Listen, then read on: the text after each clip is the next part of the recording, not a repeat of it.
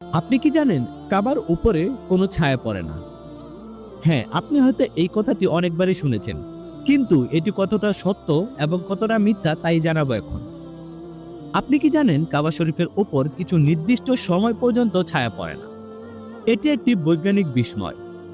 প্রতি বছর ২৮শে মে এবং ১৬ই জুলাই সূর্য থাকে কাবার ঠিক উপরে। এই সময় সূর্যের আলো সরাসরি উপর থেকে নিচে পড়ায় কাবা শরীফের ছায়া পড়ে না। এটি সাধারণত নির্ভর করে সূর্যের অবস্থানের উপর।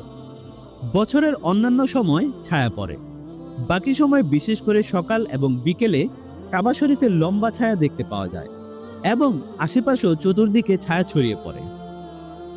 বিজ্ঞানীরা মনে করে কাবা শরীফের ভৌগোলিক অবস্থার কারণেই সূর্য ৯০ ডিগ্রি কোণে চলে আসে।